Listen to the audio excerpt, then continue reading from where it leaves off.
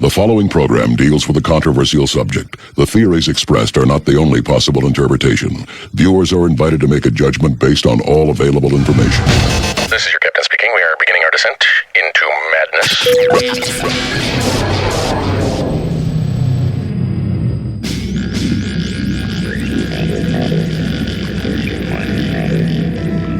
Open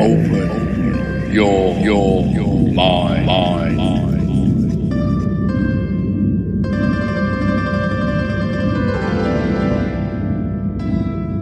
And we are back to another edition of West of the Rockies. I'm Frank. Thank you guys for sticking around. I know it's late, but we got a really great show lined up for everyone tonight.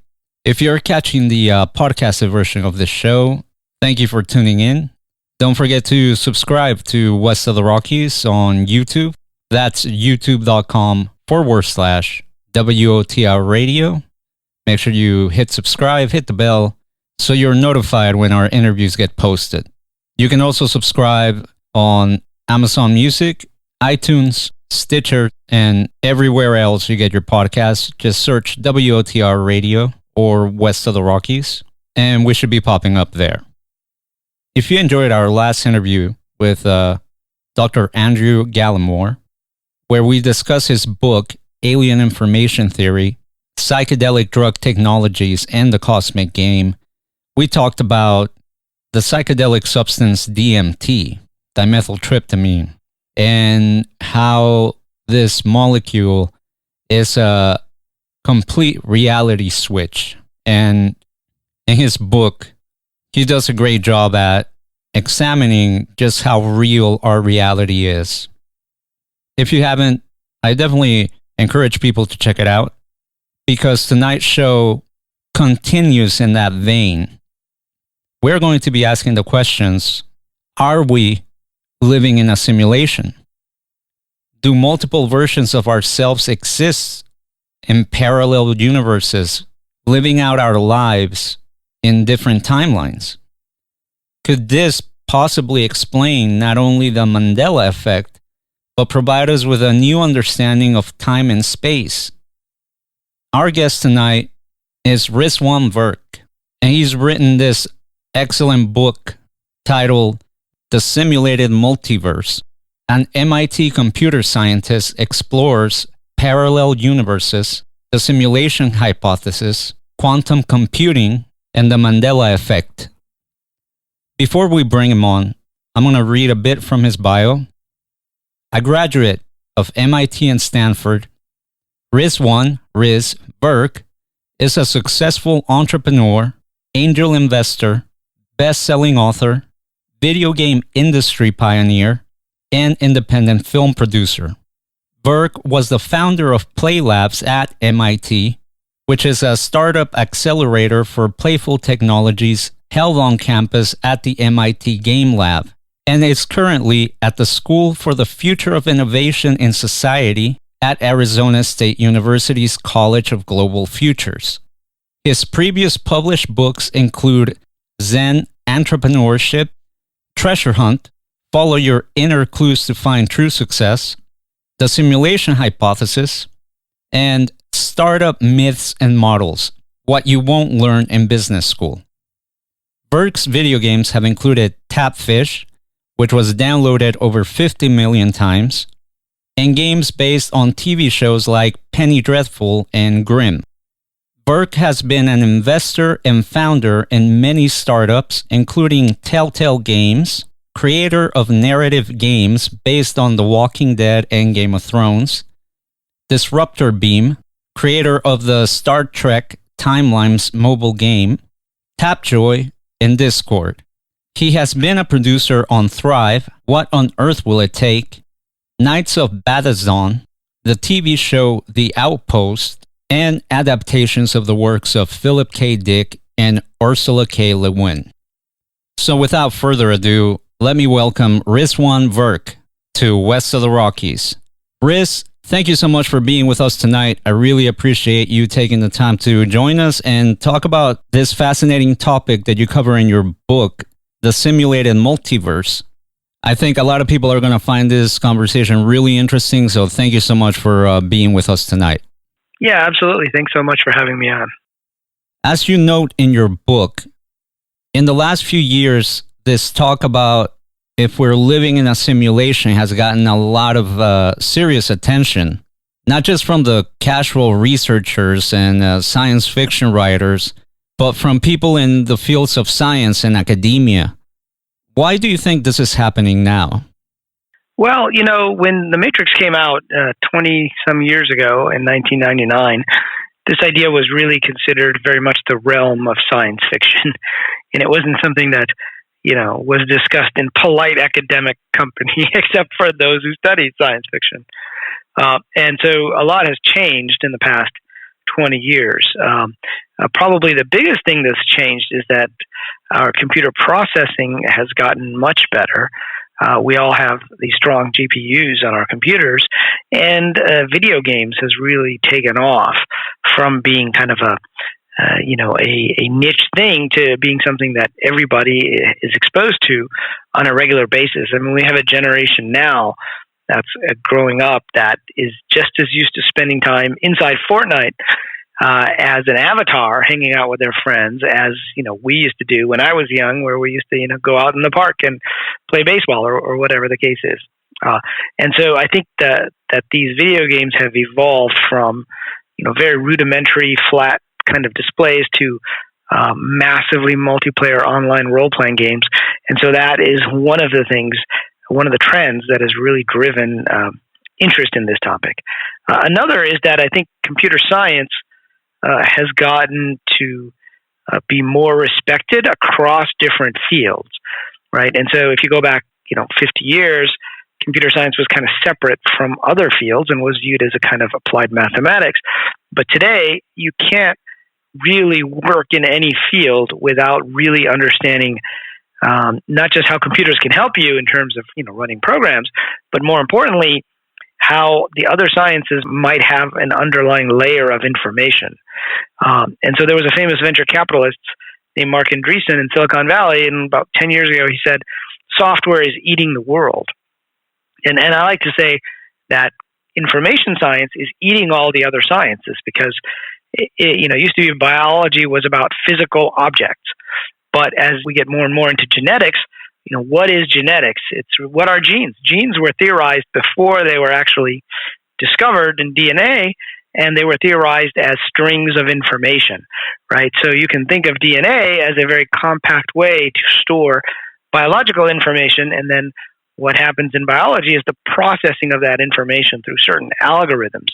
And so I think there's been an awareness that those things which study the physical world are really about studying information. And the same thing has happened in physics, where, physics used to be the study of physical objects, things called particles.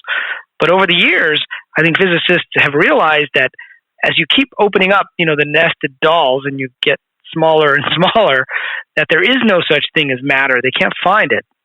And there was a famous physicist at Princeton who worked with Einstein and many of the other pioneers of quantum mechanics in the last century, named John Wheeler, and he coined a phrase, and the phrase was "it from bit." And so he reached the conclusion that anything that is a physical object, like this table that I'm near and this chair that I'm sitting on, that these physical objects consist of bits of information, and that the only thing that distinguishes one particle from another particle are the values of these bits. And so, he realized there was no such thing as a particle. And I think today there's a thing called digital physics and information equivalence. Whereas before they would talk about energy and the equivalence of that to matter, like with Einstein's equation. Today, the cutting edge is about information. How much information is in the universe? And can that information be destroyed, or will it be preserved? So that's sort of a long way of saying that I think that computer science and information theory in particular has kind of impacted all of these areas. I went to school at MIT, and we had 5 schools, one of which is the School of Engineering, the business school, and they just added another school, which is the School of Computation, which is separate from the Department of Computer Science and Electrical Engineering. This is about how computers and AI are going to be used in all the other fields. So I think that's part of the reason why so many people, are interested in this, coming at it from a technological or scientific point of view. And of course, there are many in the worlds of philosophy and religion who have always thought this was an interesting idea. And I actually like this idea that we live in a simulation as a way of bridging the gap between all of these different worlds. You've written 2 books on this topic.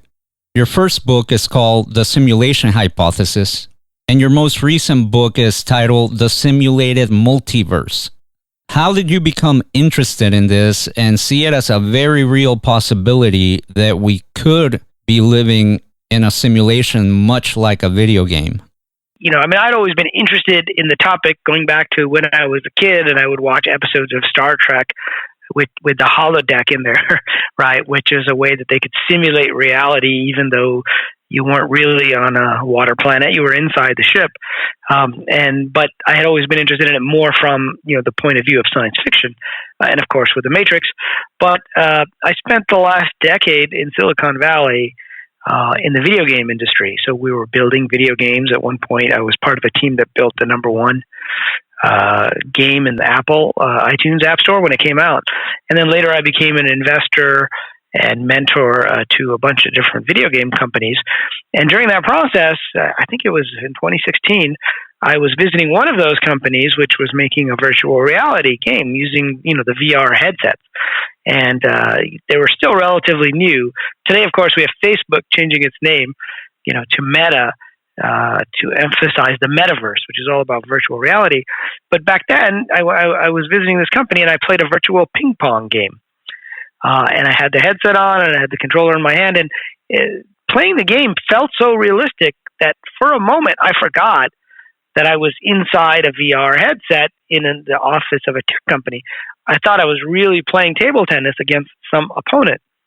And of course, there was no opponent and there was no table, but that didn't stop me from trying to put the paddle down on the table at the end of the game, just like I might in a real game.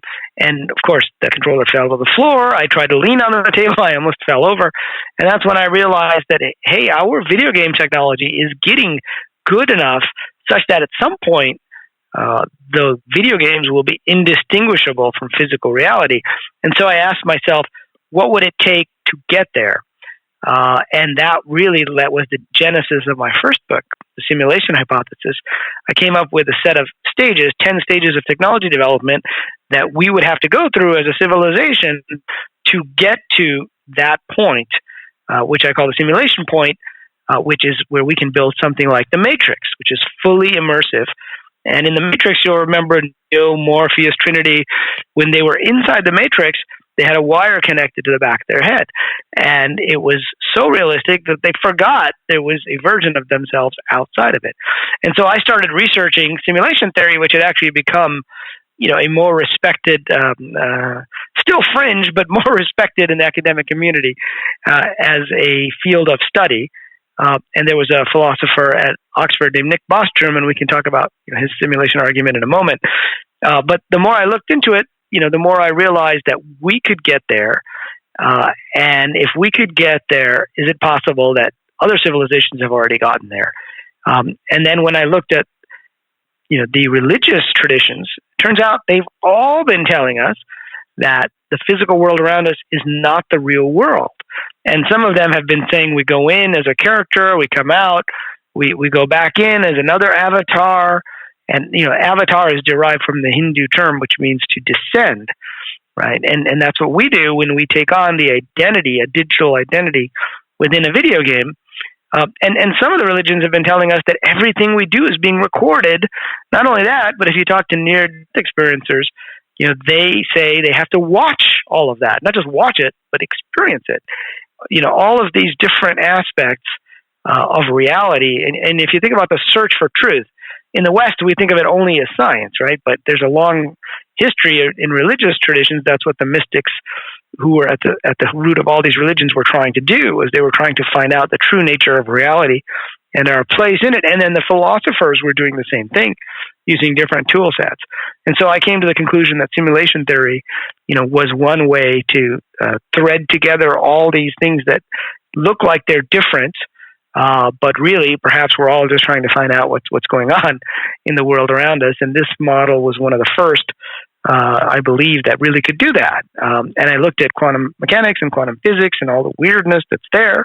All of it kind of fit together in this idea that we are inside a simulated universe.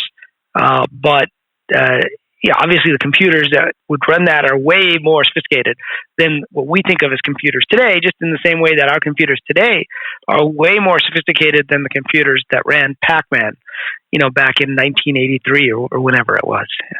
So anyway, that's how I got into the topic in the first place. What do traditional Eastern and Western religions have to say that would support the idea that we're living in some type of reality that is not the ultimate one? Can you expand a little bit more on that? Yeah, absolutely. So, if we divide up the religions into kind of two big groups, of course, there's a lot more religions than that on Earth. But when you look at the bigger religions, you've got kind of the Judeo-Christian line of religions, and then you've got the Eastern religions of Hinduism and Buddhism. And in those religions, they explicitly say that the world around us is Maya, which is an old Sanskrit word which means a carefully crafted illusion. And in fact, within the Buddhist traditions, they use a very strong metaphor of dreaming, right? And so Buddha means literally to awaken, as in to awaken from a dream. And we've all had that experience when we are inside a dream and we think it's real, and we wake up and then we realize, oh, it wasn't so real. And so the Eastern traditions have been telling us this all along. And they've also been saying that, everything we do plays a role in what's going to happen next. And, even though there's disagreements between the religions, like even between Buddhism and Hinduism, one of them has an eternal soul that goes back into and plays these different roles. And the other one says, well, it's really just information. And what is this information that goes back and forth? It's all the stuff that you've done to date. So it's what they call karma. Which really is very much like information stored on a cloud server somewhere that is available from your gameplay, but also for the next time you play the game. The same way that we store our information, up on the server so that we can resume a session or restart a session. And so, of course, dreams, and, there's also this idea of the lila, or the grand play, which is another term in the Hindu Vedas going back 5,000 years, which talks about what we think of as reality is like a stage play. And of course, that's the same metaphor that Shakespeare used, many centuries later, when he said all the world's a stage and the men and women are merely players. But we have to think of these as metaphors because, they were written down thousands of years ago. And in the Western traditions, if we look at, Christianity and Islam in particular, they have this idea, and with Judaism as well, this idea of the book of life. And the book of life, depending on who you talk to, is either just a list of people's names who would get into heaven, or if you kind of delve into it a little more and you realize that it's actually a series of deeds, of the things that you have done in your life. And in Islam, they're actually very specific about this. There are angels that have names. And in the West, they're called recording angels. And so why are they called recording angels? Because they record what you've done. And so, if you were to really build something like that, would you have, in the Islamic traditions, there's two angels writing down everything you do. So, well, you can't take that literally, right? It doesn't make sense to have 14 billion angels sitting around and just writing stuff. That metaphor of a book is something that could be understood back at the time when these religions were formed. But, we have to think of it in terms of a broader reality. And so what they call the scroll of deeds in the Islamic traditions, in the book of life, in the Christian and Judaism, are both metaphors for something that preserves what had happened. And if you think about that in modern terms, it's very much like what we do when we play video games. Today, we stream those video games on Twitch, and we stream them elsewhere. And, my nephew, when he was like 3-4 years old, instead of wanting to watch movies, would like tell his father, my brother, hey, can you put on that YouTube video of that man and that woman playing Star Wars video games, right? So they would literally sit there and just watch them play the video game. And so that's how we do it today, is we record that entire 3D environment. And then a few years ago, I was involved with a company that could take a game like World of Warcraft or League of Legends. Fortnite, I think, was just coming out at that time. But they could take that, and then you could put on a virtual reality headset, and they could replay the game play based upon what happened before. And you could watch it not just as yourself, but you could pick another point. So if you think of a game like Counter-Strike Global Offensive, where you're like, one of these army guys and you're shooting against each other, you could basically be the guy you shot and you could go back and replay it.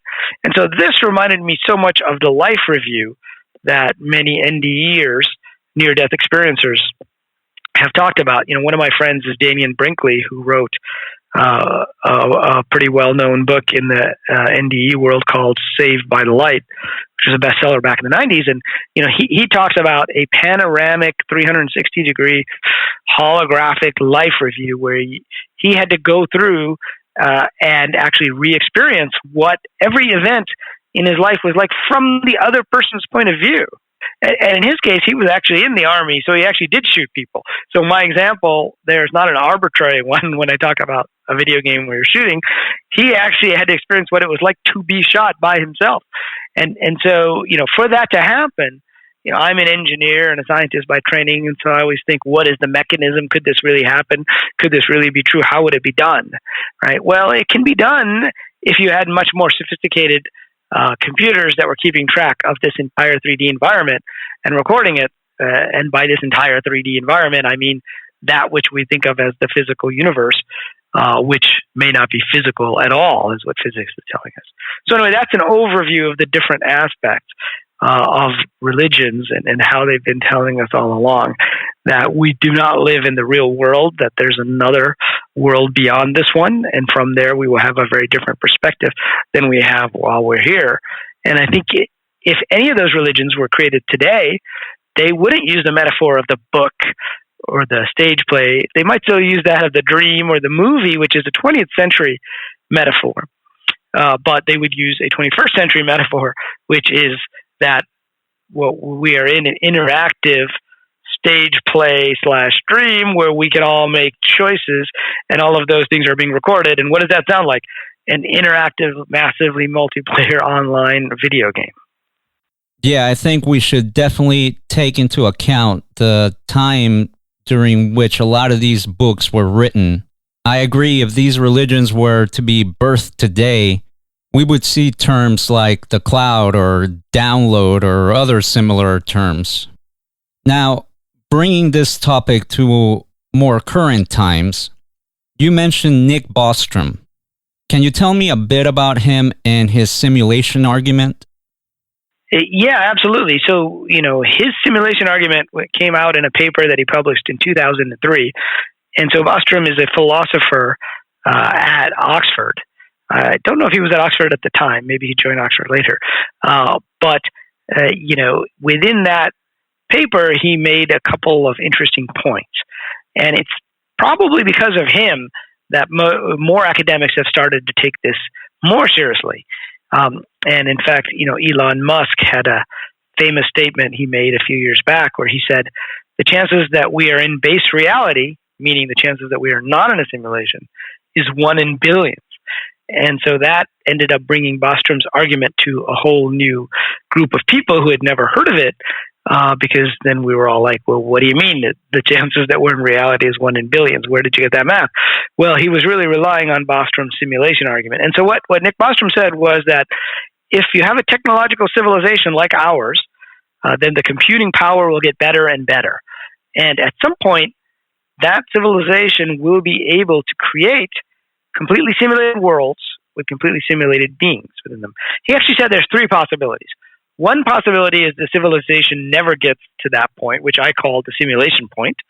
He used a different term. I think he used post-human for that. And why would they not get there? Well, maybe they blow themselves up, or something else happens that pushes them back to the Stone Age, or for whatever reason they never get there. If that's the case, then nobody ever builds simulations. His second option in his what's called a trilemma, because there's 3 options, was that the civilization gets there, but that they decide not to make any simulations at all.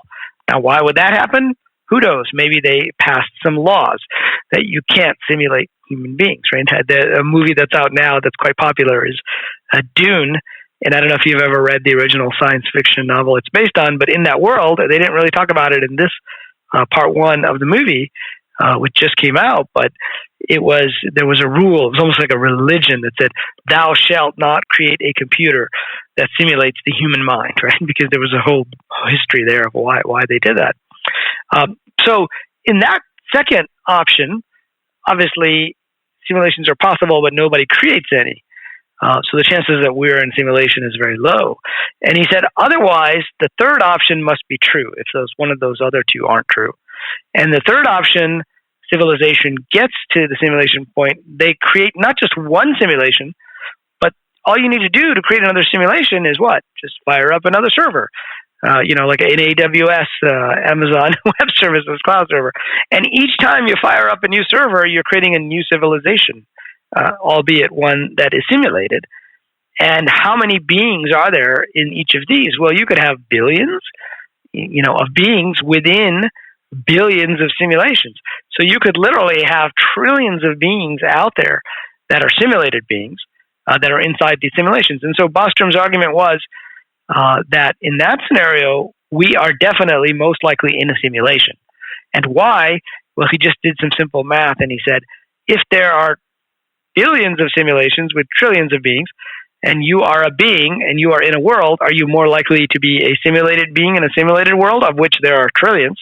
Or are you likely to be a physical being in the physical world, of which there's only one, by the way, in his model, right? And so it was a statistical argument. It was kind of a clever use of statistics to say that. But basically, if we boil it down from these three options, and point number 3, which is the one that everybody focuses on, in that scenario, what he's saying is if any civilization ever reaches the simulation point, ever, anywhere in the galaxy, could have been 1 million years ago, right? Then we are most likely in a simulation now. So, when I looked into that, I said, well, this ties very closely to what I'd been doing, which was projecting forward from today, that says, how long will it take us to get to the simulation point? What technologies would we still need to develop? And we're not there yet, right?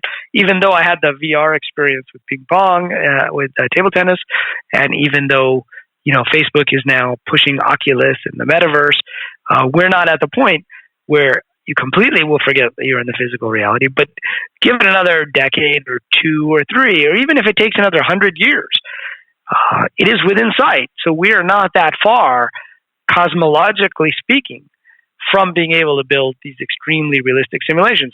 And so if you go back to Bostrom's argument, if we can get there in, say, another 100 years, who's to say that another civilization in a galaxy, let's say, that has been around 1 million years longer than us, didn't already get there and didn't already create a whole bunch of simulations, in which case we're in option 3, which is there are way more simulated worlds and beings than there are physical ones, and you are most likely in a simulation. So that was his main argument that has gotten a lot of attention, and I think has been responsible for getting this idea that we live in a simulation out there. It's fascinating and a little bit scary at the same time to think that perhaps civilization has advanced that much, and we are the ones living in a simulated world. We'll explore that further here in a moment, but first, I wanted to ask, in your book, you cover a lot of quantum mechanics and some of the baffling findings and mysteries in this theory that could point to us living in this multiverse. So first of all, what is the multiverse and how those quantum mechanics fit into this conversation? Sure. So the multiverse is an idea that there are multiple parallel realities or universes, or if you look into it more closely, multiple parallel timelines, right? And probably the best way to think about it is today, the idea of the multiverse, has become popular. It came from quantum mechanics, but it's used within science fiction all the time. And so if your listeners or any of their kids watch superhero shows on the CW like The Flash or Superman and Lois, or Supergirl, or Arrow. There's what they call the Arrowverse, which basically is all of these different shows take place in the same universe, but more than that, there are different timelines. And so on our timeline, Superman is Clark Kent, but in another Earth, it may be somebody else that was sent from the planet Krypton. And in another Earth, the Flash is somebody different. And in another Earth, Batman might be somebody different. So each of these verses within the multiverse, you can think of as different timelines. And, now it turns out this is being taken up in the movies. There's a new movie, Spider-Man movie coming out soon called No Way Home. And in that, not only are they going to have the current actor who plays Spider-Man, Tom Holland, but some of the previous actors who played Spider-Man, including Andrew Garfield, are supposedly in the movie, and potentially Tobey Maguire as well. And can you really have three Spider-Mans? Well, it turns out they're from three different timelines, right? And the same thing with Batman. There's a new Batman movie coming out, and there's a new movie called The Flash, and in it they're bringing back Michael Keaton, who was, the old Batman from the 80s and 90s, which, I'm old enough to have watched that at theaters. And so having different versions of the superheroes is a way of saying, here are these different timelines. And in the timelines, the events proceeded differently, so that everything is a little bit different. Now, how does that tie to quantum mechanics, right? So that's the second part of your question. Well, there's some aspects of quantum mechanics that are just really strange. And they've been confirmed by experiment, but nobody understands why. And these things are so strange that they even made Einstein nervous, right? And Einstein said, God doesn't play dice with the universe. Therefore, he never really bought into quantum mechanics. But over and over, experiments have shown that the predictions of quantum mechanics are correct. And even Richard Feynman, who was a famous physicist at Caltech and Nobel Prize winner, said nobody understands quantum mechanics. And what he meant was nobody really understands how it works or why it works the way it does. And at the heart of it is this mystery called quantum indeterminacy. And it's better known as the observer effect. And probably the easiest way to talk about it is with the example of Schrodinger's cat, which I'm sure most of your listeners have heard of. But basically, this was a thought experiment proposed by Erwin Schrödinger, one of the kind of founders of quantum mechanics. And he said if there was a cat that was in a box with some poison and some radioactive material that has a 50% chance of letting out the poison in about an hour, after 1 hour, is the cat alive or dead? Now, common sense tells us the cat is either alive or dead. We just don't know because we haven't looked in the box, but it can't be both. Quantum mechanics tells us something different.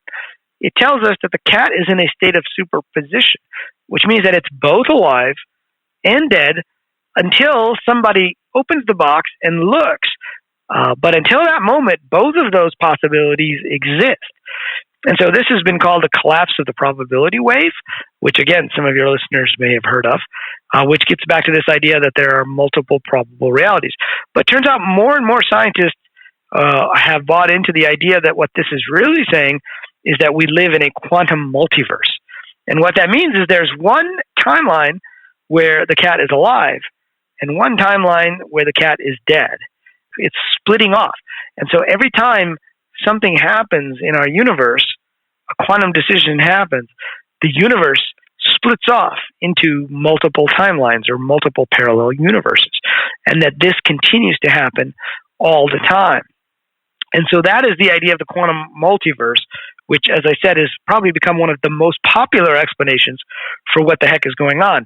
Now, it turns out that the simulation hypothesis, and I talk about this more in my second book, the Simulated Multiverse, provides a different framework for how all of that could happen, right? So if you think of the probability wave, what does probability mean? Like if you roll a dice only once, then probability doesn't have a definition.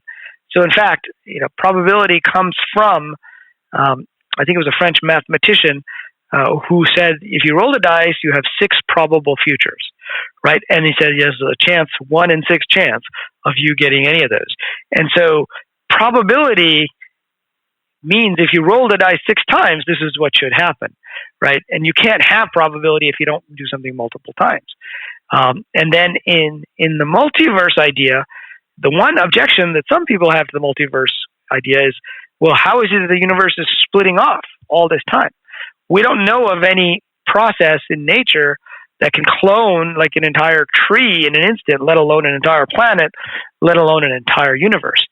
And so this looks like a dilemma because you have these two popular interpretations of the fundamental problem in quantum mechanics, which is the observer effect or quantum indeterminacy. Well, it turns out the problem can be solved by saying that we are actually in a simulated multiverse. And when we say things are probable, it's just like in a video game where there are many options that can be followed and many timelines, but when we're playing the game, we only render one of those possibilities, right? So it becomes a rendering mechanism that shows only that which is observed, which is the reason we're able to make games today that are very popular, like Fortnite or PUBG, because your avatar is in this world, and if you and I are playing the game, we're both rendering it on our own computers, and we're sending the information back and forth, but we only need to render the pixels that our avatars can see. And so the golden rule of video game development is render only that which can be seen at that moment in time. Otherwise, there would just be way too many pixels, even for our modern computers, to be able to render. So it's an optimization technique. And so if you look at quantum mechanics in the physical world, not as particles, going back to what I talked about earlier with John Wheeler, who said it from bit, but we view it as information. He said there is no such thing as particles. It's just information that gets rendered as needed. And so in the multiverse idea, if when we're saying that the universes are splitting off, what's really happening is you're just cloning information, right? That's something that can be done very quickly inside a CPU or a GPU, even in our computers. It's like a core function, which is cloning bits of information very quickly. And so, all of this starts to make more sense. Like when I was at MIT, my professors taught me that a good model will take something that looks unexplainable and give you a way to explain it. And that's what the simulation theory in general and the simulated multiverse in particular have done, is taken all of these weird behaviors in quantum mechanics and put them into a framework where it actually makes some sense from a scientific or technological perspective in terms of how it might all actually be working. Reading your book really made me think and question a lot of these things that deal with aspects of our reality and how it could be a simulation. And I think what made it easier is the times that we're living in, where, as you say, we interact with computers and we have access to things like the internet and video games. We're starting to understand how a lot of these things work. And then you can apply this knowledge to these ideas of living in a simulation and see how this could very well be possible. I don't know if you're familiar with a movie called Strange Days. I believe it came out somewhere around 1995. I don't think I've seen that one. Well, real quick, in that movie, what is happening is it takes place in the future. That being the year 1999 in the last days of December. In the movie, society has reached this point where people are able to put this squid-looking electronic device on their head, and it sends these signals to your brain, and the user is able to live out experiences. So, for example, if I went skydiving and I put this thing on, I could record the experience of skydiving. And in the movie, they're recorded onto these small DV tapes. So basically, it would record my memory of the skydive straight from my cerebral cortex. I could then pass on this tape to someone else, and they could experience the skydive not just visually, but they would experience the physical sensations like if they were doing it themselves. That's very similar to this new book called Ready Player 2, where they use a brain-computer interface, and you can record anything that happens, whether it's going to Mexico and eating Mexican food in Mexico City, or any kind of, sexual activity, any of that stuff can be recorded and replayed, and it's a kind of singularity, right? Because after that, the question is, what will people too.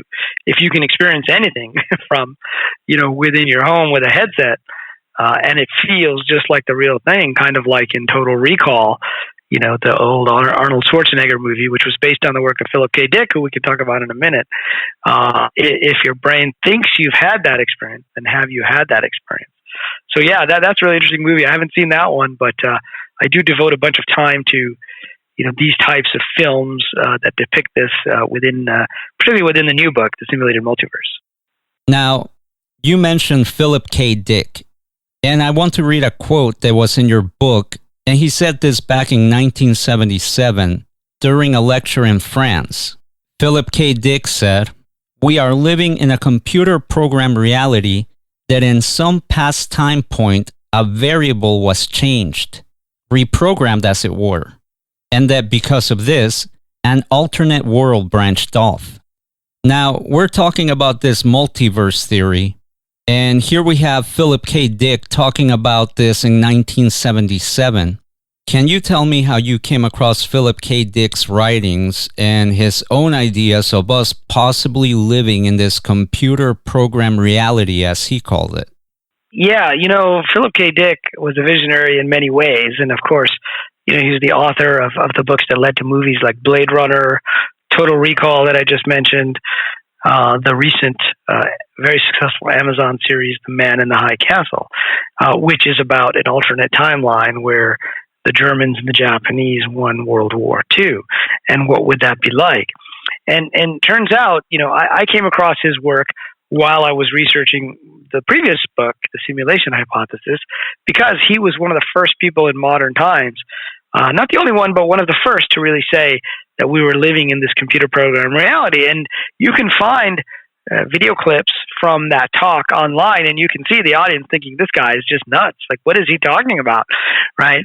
And so I interviewed his wife, Tessa B. Dick, when I was researching the first book. And, that quote has become quite famous. And you kind of went through more of the quote, but usually people just remember that first part. We are living in a computer program reality, and not the second part, which is all about variables being changed. So, when I had interviewed his wife, she said, and she's written a couple of good books about Philip K. Dick, and she said that he actually came to believe that we were living in multiple timelines, and that the Man in the High Castle in particular was a real timeline where the Germans and the Japanese actually won World War II, but that there was someone outside of the timeline who rewound that timeline and reran it again. And this happened with big events, but it could happen with small events too. Like there was a movie a few years ago called The Adjustment Bureau, which starred Matt Damon and Emily Blunt. And turns out that's based on a Philip K. Dick short story called The Adjustment Team. And he wrote that because he had an experience where, in his bathroom, he knew there was a light that was like a chain light. Remember those old chain lights he used to pull? And he went in, and it was no longer a chain light.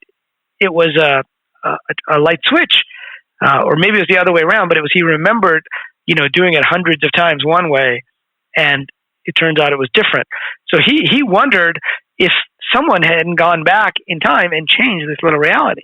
And so he gave this speech, and when I wrote the first book, Simulation Hypothesis, I was just more concerned about, hey, this is a fun way to talk about simulation, and he's a well-known science fiction writer. But when I was working on the second book, I went back to his talk, and I listened to the whole thing, and I read the transcripts. Turns out that line was ad-libbed, by the way. It wasn't in the original transcript, that we are living in a computer programmed reality. But turns out what he was really talking about was not just that. It was about this changing of variables. And he said, the only clue we have is when some variable is altered, some change in our reality occurs. We would have the sense that we were reliving the same events, saying the same things, and we would have feelings of deja vu. And he said, I submit to you that these feelings of deja vu are a clue that at some point in the past, and then we get on with the rest of the quote as you just said it, which is about in the past, some variable was changed and a new alternate timeline or alternate reality, as he called it, was branched off. And so I found this really fascinating. And in fact, part of the reason why I wrote this new book, The Simulated Multiverse, was because he was talking about not just a multiverse, but one where somebody can change variables and rerun it. And that is exactly what we do when we run simulations, right? If we were running a simulation of the weather, or a simulation of, climate, long-term climate, or a fruit fly populations, we would run those things and we would change the variables and we would run them again. And why do we do that? Well, we do it to get the most likely outcome or the most optimal outcome. So, I found that he was talking about this idea way back when, but it really makes sense when you pair it, with our current video game technology and ability to run multiple simulations. And that actually led me very much to writing this book. And so the other thing that he said was we would just need to find a group of people like him, because he said he remembered this alternate timeline. So we would need to find a group of people who remembered a previous present, meaning a version of the present that had a different history than what he called the consensus gentium reality, which is what the majority remembers. Well, it turns out now we have people online that remember things differently, which is the Mandela Effect. And we can talk about that if you want to go into that next. Yeah, that was going to be my next question. It seems, as you mentioned, that one of the signs that would point to us living in a simulation is when a variable is changed. And in your book, you write about the Mandela Effect and people who experience this feeling of deja vu as well. Can you tell me about that and how that can be interpreted as a variable being changed in the past that would affect the present and have a group of people thinking that things were different somehow? Yeah, absolutely. So, when I wrote the first book, I finished it. The book was a big success, and I thought, okay, I'm done with this simulation theory stuff for a while anyway. I could go back, to my real career in Silicon Valley. And I was in Mountain View, which is the headquarters of Google, and a friend of mine who had just taken a job at Google named Bruce had came to visit Mountain View. He lived in Boston, but he was now a Google employee.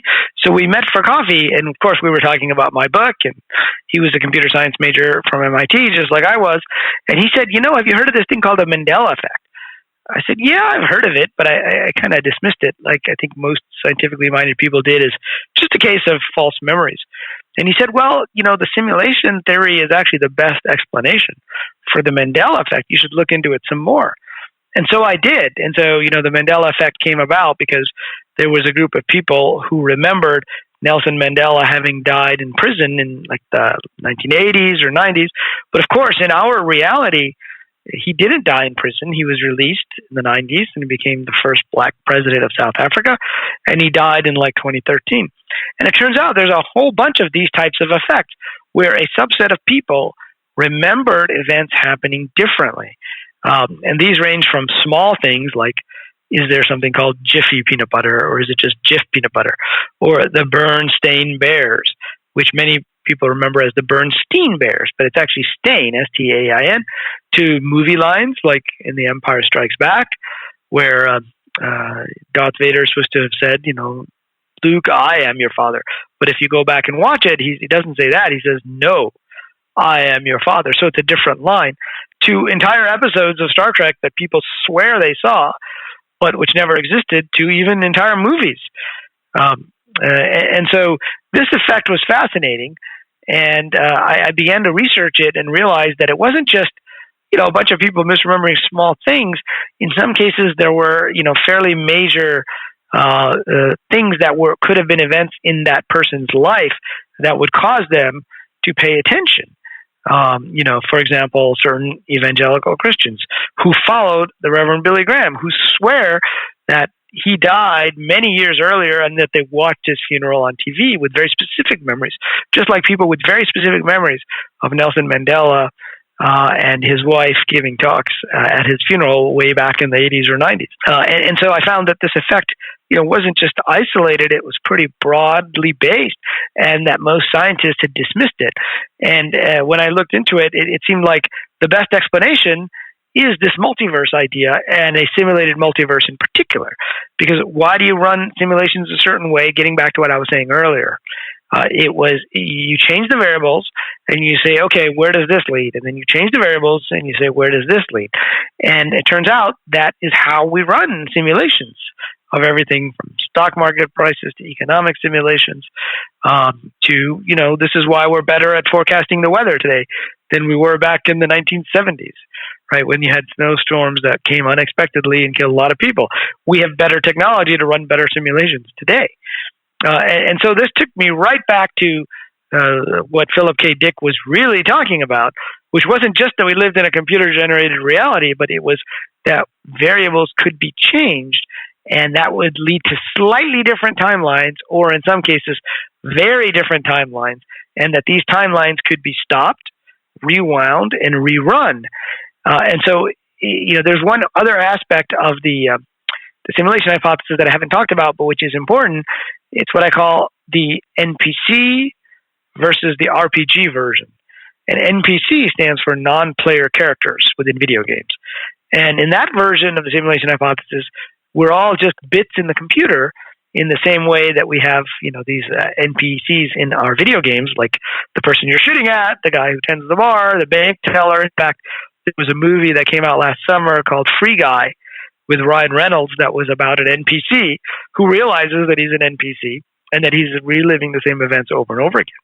Now, there's another version of the simulation hypothesis, which I call the RPG, or the role-playing game version, where we exist outside the game and we have avatars or characters within the game that we are playing. And so we have a memory of everything that happened to that character, but we have other memories. We remember the last time we played the game, right? And so we can remember all these different aspects of things that go beyond what somebody just in that timeline would have said. And this, of course, is closer to the Matrix, because the Matrix, they live outside the game, and then they play characters inside the game. And it's actually much closer to what the religions of the world have been telling us, is that we exist in some conscious form outside the game, and we come in and we play a role and we completely identify with that role while we're here. And so these two are not mutually exclusive. You can have a game that has both NPCs and non-player characters and PCs, or player characters, or avatars, as they're commonly called. So anyway, all of this provided an interesting framework, and so feelings of deja vu, that things were different or should be different, all of those which are commonly referred to as glitches in the Matrix today, which came from that movie, but really the Wachowskis who created the Matrix were inspired by the work of Philip K. Dick, and they said so many times.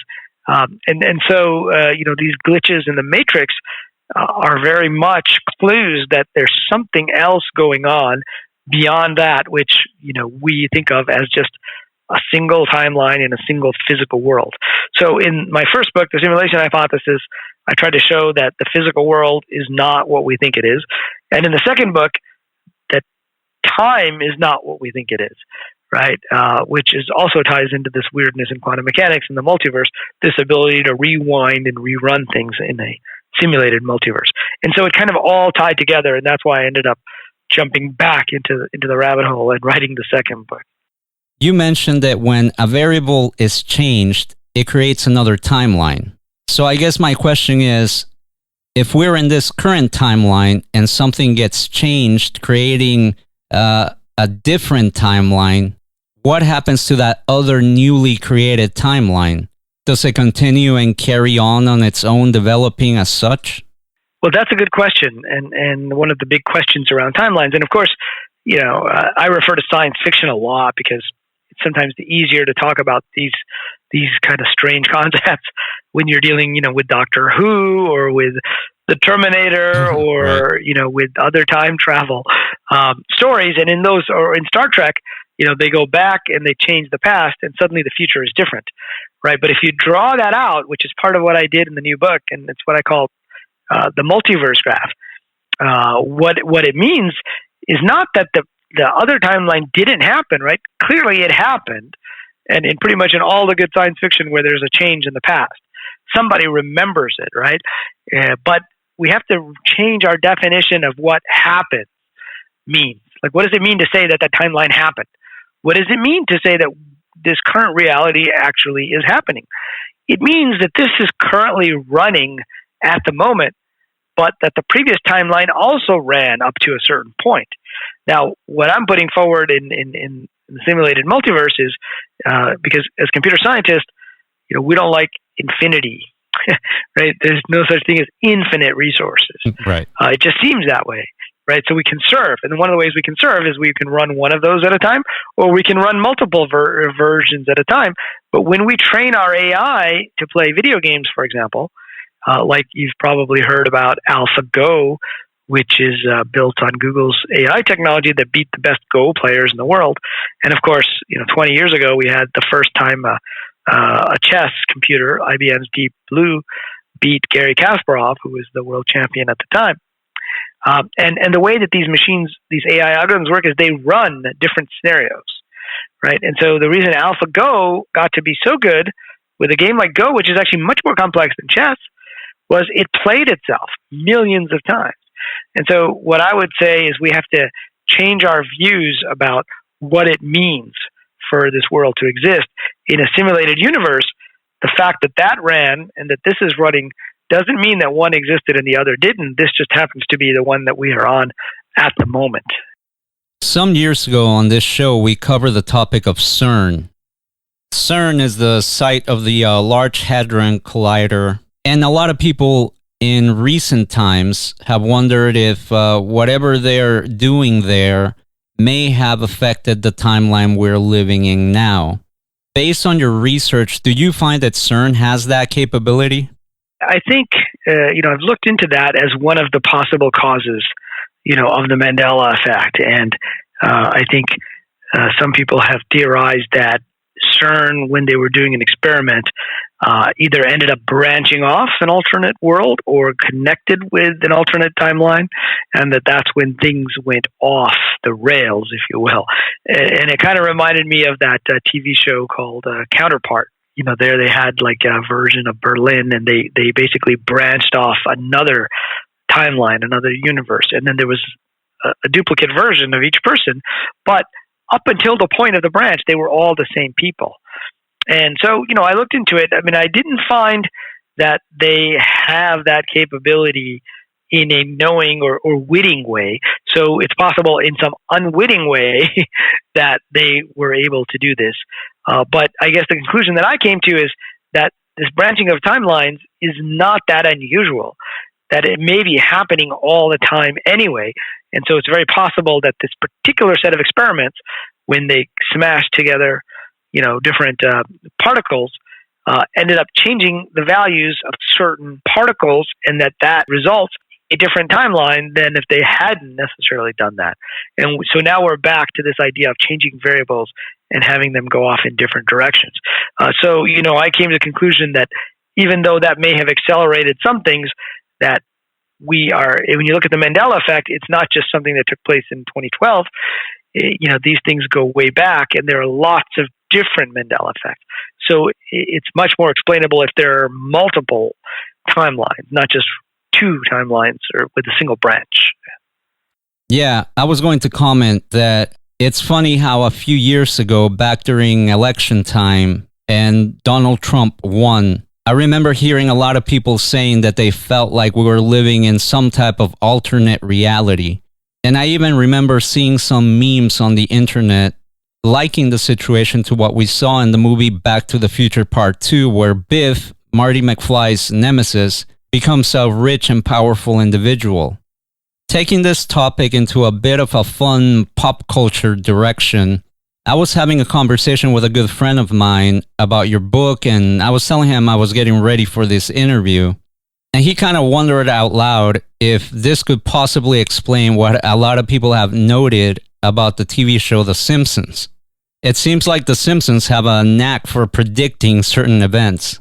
So if reality is programmed and these programs are being run, is it possible then to look into the future, so to speak? Yeah. So, first of all, I think that the Back to the Future is a great analogy, right? And, many people did say, are we on an alternate timeline when Trump won, or is there an alternate timeline where Hillary won in 2016, right? Right. So you can look at it either way to say, what is the real timeline? What is the alternate timeline? What I'm putting forward in the Simulated Multiverse is perhaps both of those timelines ran, and for whatever reason, we happen to be in the one where Trump won, because maybe it led to some different outcomes, or maybe it's still computing and we don't know what the outcomes will be. And so that's maybe a different way of looking at it. But I definitely thought about The Simpsons when you said that, because they had that scene a long time ago with Trump at Trump Tower announcing his presidency, which was so similar to, when he announced his presidential run in back in 2015, I guess, or early 2016. And so, how does this relate to certain paranormal phenomenon, like remembering the future, right? And I think there is an interesting correlation where people are able to sense what might happen. And the question is, how does that work? And I think we have to redefine our understanding of what is the future and what is the past. And quantum mechanics also raises a whole bunch of questions about this. And there are certain interpretations of quantum mechanics say that there are these different possible futures out there, and they are sending back information to the present, and that we are then making choices based upon that information. Well, how do these futures exist if they haven't happened yet? Well, they must have happened in some timeline, right, in order for them to send information back to us.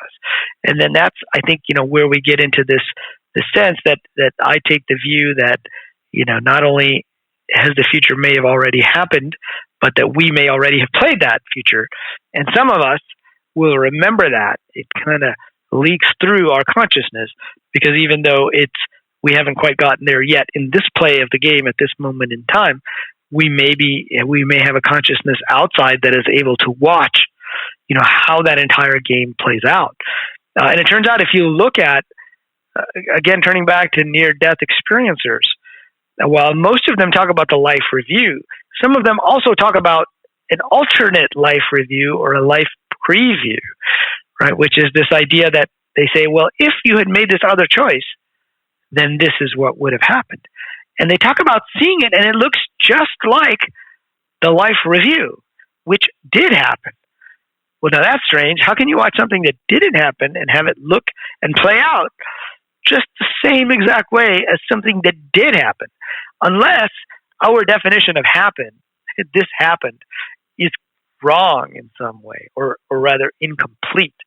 And so this sets up the ability for us to potentially be able to peek. And those of us maybe who, have a clearer channel to see these events, whether in our dreams or in an altered state or just unconsciously. Some people are just better at it than others, right? And what we're seeing are actually possible or probable futures. And one of those may end up coming to pass. And so we may say that's kind of strange that we're on that same timeline. Like the guy who wrote the story about a ship named the Titan that was the biggest ocean liner that ever was built, and it hit an iceberg in the North Atlantic in the middle of spring, and he wrote it in the 1890s, right? And then it actually happened in 1912. It wasn't the Titan, it was the Titanic, right? There were small differences, but not a lot. Yeah. So it reminded me also of the story you included in your book of a woman that during a near-death experience, she was given the choice to stay or go back to her life. And she was shown what her children's lives would have been without her. And she says that she saw how her children turned out if they had grown up without a mother. So she made the decision to come back. Right. You hear that with certain near-death experiencers where they were given a choice. And, you also hear from Daniel Brinkley and many of these others that they didn't want to come back, right? Because they saw, the amount of suffering and challenges that happens in this life. But they were shown exactly what would happen if they didn't come back. And it was their choice. But particularly with a mother and her children, right? Clearly, she didn't want that particular future to happen. But again, how could she have seen it if it wasn't played out? And that's the whole point of the Simulated Multiverse, is you can run it forward at any point and see what would have happened. And you also see this in the life preview. Like there's a great book called Journey of Souls, which was written in the 90s by Dr. Michael Newton, where he hypnotized patients and they remembered their pre-life planning from before the time they were born, right? And during that time, they're able to see like a grid, these major decision points, and they can see what life would be like in, say, New York if they made this particular choice and then they decided to live that particular life. But again, it was as if they were actually watching New York. It wasn't like, a description, right, of what would happen. They were actually watching the events unfold. Now, how can that happen unless somebody is actually running those events and the people are making the choices that they would have made under that particular timeline? And so the simulated multiverse provides us with a framework that bridges that gap, but also looks at technology and video games and quantum mechanics and how the spiritual fits in with the scientific and the technological. Talking about this and reading your book, I began to feel like a lot of people probably have felt at different points in their lives, and that's asking themselves the question, what if, What if I had done A instead of B? Or what if I had chosen this career over this other one? You begin to question your decisions and how different your life could have turned out. And I really love the way how in the last chapter of the book called Stepping Back, What Does It All Mean? You wrote something that I think that anybody having anxiety over the what ifs in their lives will find some comfort in these words.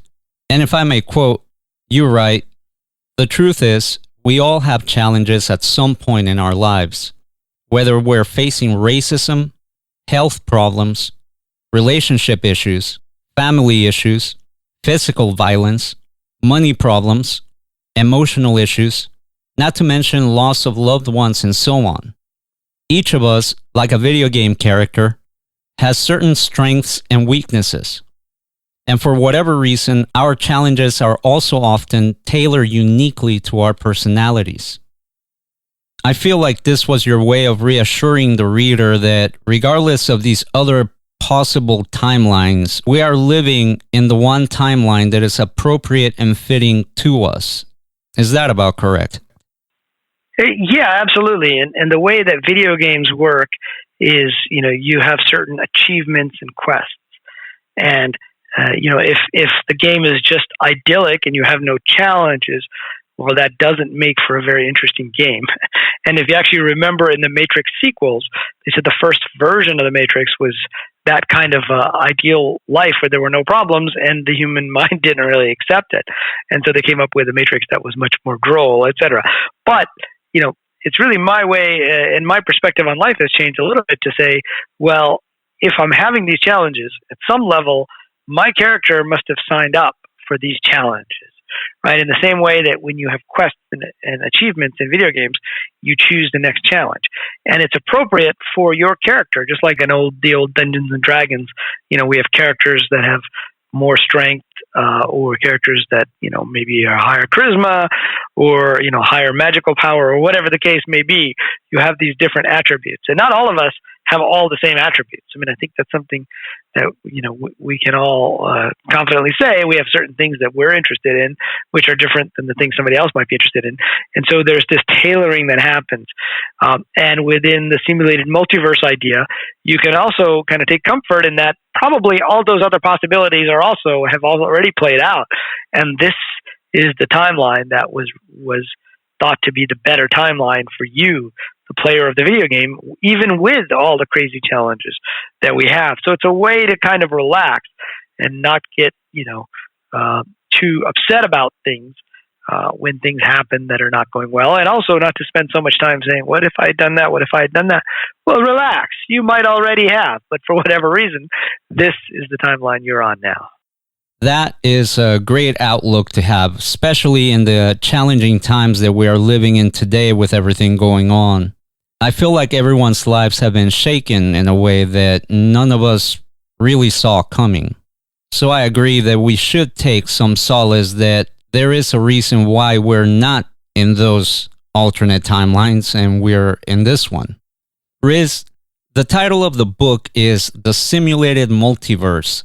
An MIT computer scientist explores parallel universes the Simulation Hypothesis, Quantum Computing, and the Mandela Effect. Where can people pick up a copy, and where can people find out more about you? Yeah, so they can get copies of the book on Amazon or pretty much on all the standard book sites, or even within certain local bookstores, depending on where they are, or Barnes and Noble as well. And they can find me. My website is called zenentrepreneur.com. And that was based on the title of one of my previous books called Zen Entrepreneurship. And they can also follow me on Twitter at Riz Stanford, like the university, RIZSTANFORD. Very cool. Riz, thank you so much for having this mind-blowing conversation with us. The very real likelihood that we're living in a simulation and having these multiple timelines really opens your mind to other ways of thinking about our reality. And I think people are going to find it very engaging exploring these possibilities. So thank you so much for your time and for joining us tonight. Absolutely. Thanks for having me. That was Rizwan Virk, author of The Simulated Multiverse. Be sure to pick up a copy of this book. I really enjoy reading it. It was definitely one of those books that challenges the way you think. And I think it's really incredible that we are living in a time where science and technology is starting to explore the possibilities that our reality could be a type of simulation. You can also check out Riz's first book, the best-selling The Simulation Hypothesis, if you want to go further down that rabbit hole. We covered a lot of ground tonight, so I want to thank everyone for sticking around. I hope you enjoyed it. I hope I left you thinking, and if you missed any portion of tonight's show, you will find it posted on our YouTube channel. That's youtube.com/WOTR radio. Don't forget to subscribe and hit the bell. You can also subscribe to West of the Rockies on Amazon Music, iTunes, Stitcher, and everywhere else you get your podcasts. Just search West of the Rockies or WOTR radio, and we should be popping up there. You can follow us on Twitter and Instagram at WOTR radio. Don't forget to like the Facebook page, facebook.com/West of the Rockies. And until next time, take care, be safe, God bless, don't do anything too crazy. We want to see you back next week. Until then, bye-bye. West of the Rockies with Frank the Engineer on the Independent FM, Los Angeles.